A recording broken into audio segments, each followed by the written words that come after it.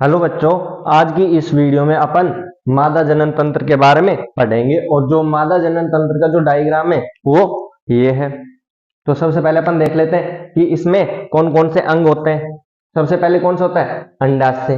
भाई यहां से स्टार्ट होता है जो भी काम होता है अपना, अंडाशय। देन उसके बाद में अंड वाहिका, देन उसके बाद में गर्भाशय, उसके बाद में योनि।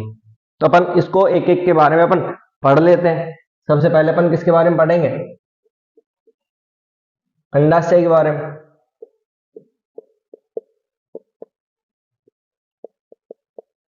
अंडाशय भाई ये संख्या में कितने पाए जा रहे हैं? दो पाए जा रहे हैं, एक और दो, यानी एक राइट साइड में और एक लेफ्ट साइड में। यानी कि अपन इसको संख्या में ये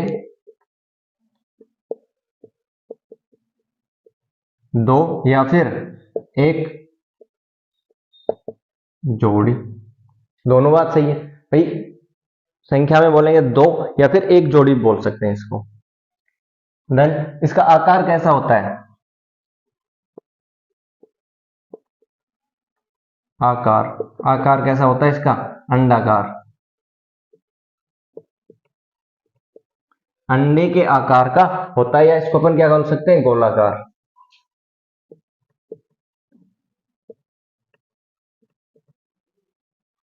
गोलाकार एक ही बात है भाई। सबसे पहले अपन क्या क्या बताएंगे कि ये संख्या में दो होते हैं और इसका आकार अंडाकार होता है या फिर गोलाकार होता है। अच्छा, अब अंडाशय का काम क्या होता है? इसका काम क्या होता है?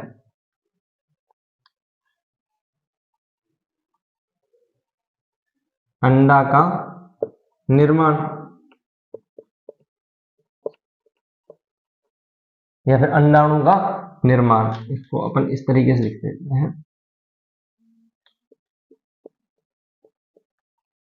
अंडाणु का निर्माण। अब क्वेश्चन ये पूछा जाएगा अगर एक नंबर में पूछता है तो कि अंडाणु का निर्माण कहां पर होता है? तो कहां पर होता है? अंडाशय में होता है। या फिर अंडाशय में किसका निर्माण होता है? अंडाणु का निर्माण होता है। बताओ, यहां तक देखो, उतारो इसको। अच्छा, ये जो अंडाणु का जो निर्माण होता है ना, ये बनना कब होता है? मतलब ये स्टार्ट कब हो जाता है बनना? ये वयस्क अवस्था में, वयस्क अवस्था में बनना स्टार्ट होता है। बोले वयस्क अवस्था, जैसे कि अपन बोल सकते हैं कि 12 से 13 साल की एज में ये अंडाणु बनना स्टार्ट हो जाता है। बाकी जब बेबी जन्म लेती है तो बहुत ही सारे अंडाणु इसके पाए जाते हैं। किसमें? अंडाशय में। लेकिन ये कैसे होते हैं? अपरिपक्व होते हैं। अपरिपक्व अपरिपक्व होते हैं। और जब 12 से 13 साल की एज में आते हैं तो ये परिपक्व होकर रिलीज होना स्टार्ट कर देते हैं, या फिर इनका स्राव होना स्टार्ट हो जाता है। यानी कि अच्छा, अब ये जो स्राव होता है वो किस प्रकार से होता है? यानी कि जैसे कि एक महीने में तो इससे, देन जो नेक्स्ट मंथ आएगा वो इससे होगा, इस अंडाशय से। एक बार इससे और एक बार इससे, यानी एक महीने में तो इससे, देन दूसरे महीने में इससे। अच्छा, और ये बहुत सारे ही पाए जाते हैं, अनंत पाए जाते हैं, या फिर अपन ऐसे बोल सकते हैं बहुत सारी संख्या में पाए जाते हैं, लेकिन जन्म के समय वो अपरिपक्व होते हैं। अच्छा, इसके बाद में अच्छा वयस्क अवस्था में, और ये जो परिपक्व कब होता है? 28 दिन के बाद में। 28 दिन के बाद में, यानी कि जैसे कि अभी अंडा निकला यहां से, देन 28 दिन के बाद में अगला अंडा यहां से रिलीज होगा, यहां से स्राव होगा, या फिर यहां से वो निकलेगा। इनका जो टाइम पीरियड होता है वो कितने दिन का होता है? 28 दिन का होता है। यहां तक उतारो।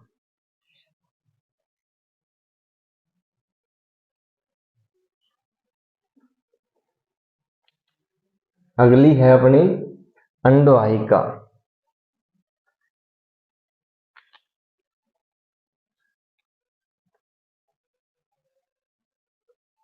अगली कौन सी? अंडवाहिका। इसका क्या काम होता है?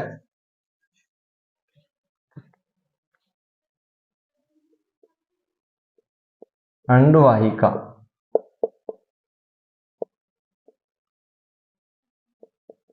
इसका दूसरा नाम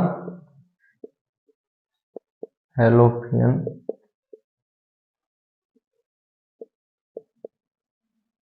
ट्यूब। इसको इंग्लिश में बोलते हैं फैलोपियन ट्यूब। अच्छा जी, ये भी संख्या में कितने पाए जा रहे हैं? संख्या में 2 या फिर 1 जोड़ी। जो अंडवाहिका है या फिर फैलोपियन ट्यूब है, वो एक तो इस अंडाशय से जुड़ी हुई है और एक इस अंडाशय से जुड़ी हुई है। इनका काम क्या होता है या फिर कार्य? यानी अंडाणु को गर्भाशय तक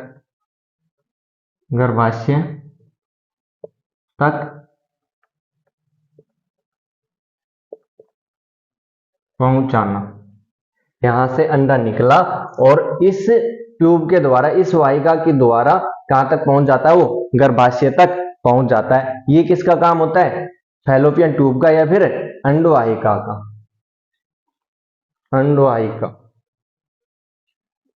अंडवाहिका का काम होता है। यहां तक उतारो।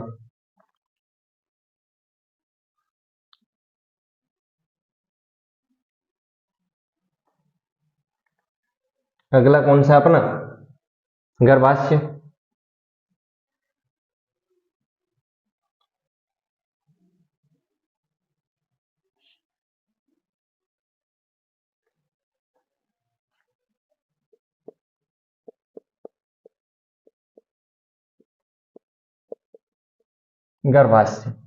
गर्भाशय क्या होता है कि ये संख्या में 1 होता है। संख्या में 1 होता है, 1 ही तो है। अच्छा, इसमें क्या होता है? यानी इसमें जो शिशु होता है ना, वो 9 महीने तक इसी में ही पलता पोसता है। यानी उसका लालन पोषण कहां पर होता है? गर्भाशय में होता है। यानी कि 9 माह तक कहां पर होता है? वो गर्भाशय में ही होता है। यानी कि अच्छा, अब अपन बात करें, यानी कि जो अभी अपन बता रहे थे कि जो 28 दिन का इसका टाइम पीरियड है, वो किस प्रकार से होता है?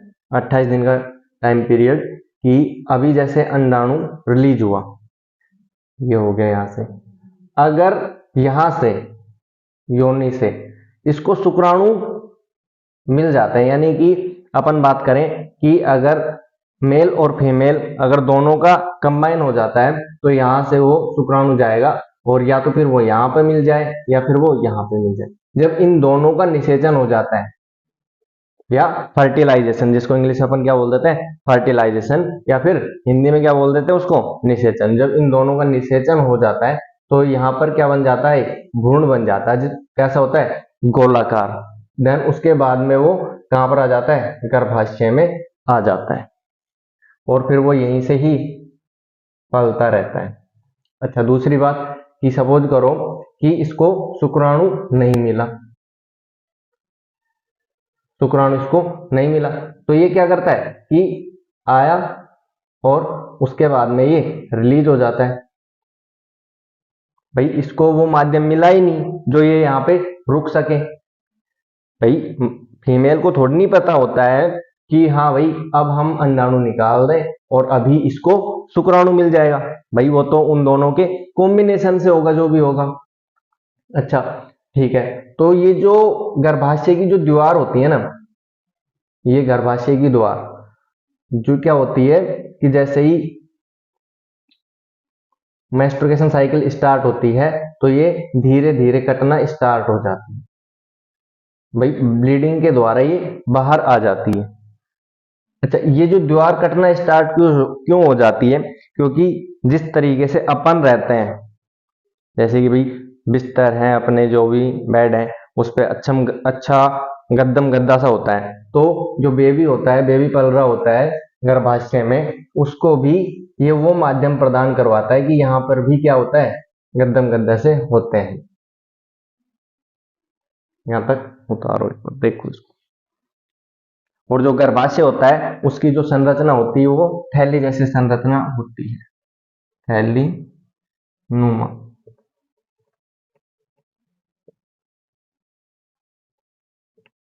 संरचना होती है,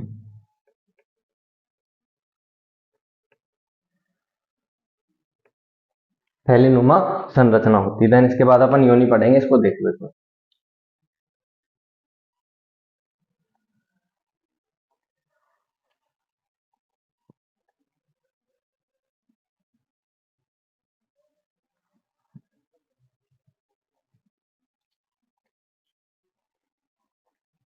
योनि,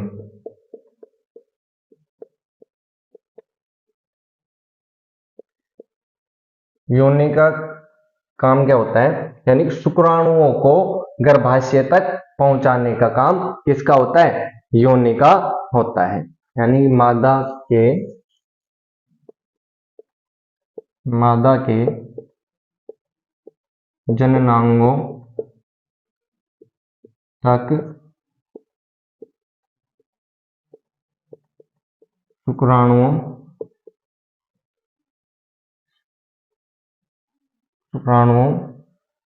का पहुंचना,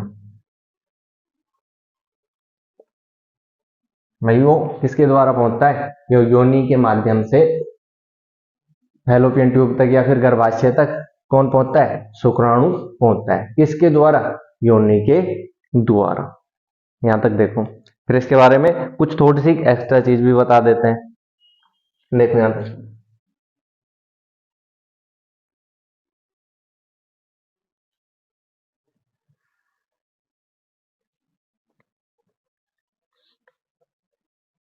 यानी कि एक्स्ट्रा चीज थोड़ी सी है, बता देते हैं अपन। यानी डिलीवरी के दौरान, यानी कि जब बच्चा जन्म लेता है तो उसमें से एक रिलैक्सिंग हार्मोन रिलीज होता है, रिलैक्सिंग हार्मोन निकलता है।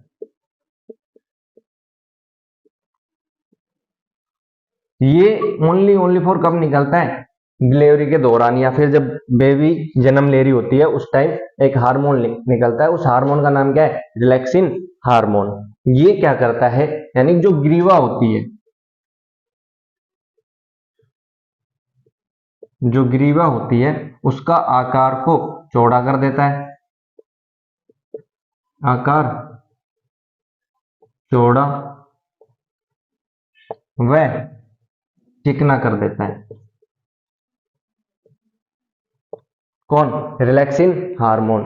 चौड़ा व चिकना करने से भाई जो बेबी का जो पेन होता है, जो दर्द होता है, उससे वो कम हो जाता है। किससे, एक रिलैक्सिन हार्मोन से।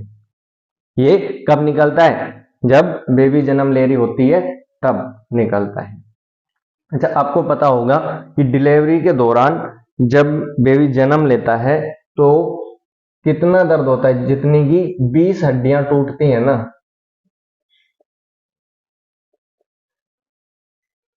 हड्डियां टूटती हैं, उतना दर्द होता है। कब, जब बेबी जन्म ले रहा होता है उस टाइम, तभी ये रिलैक्सिन हार्मोन रिलीज होता है, जिससे कि बेबी को रिलैक्सिन से ही पता चल रहा है, रिलैक्स, थोड़ा सा रिलैक्स मिल जाए। तो यहां से, अच्छा ग्रीवा कहां पर होता है, इसको अपन क्या बोल देते हैं, ग्रीवा।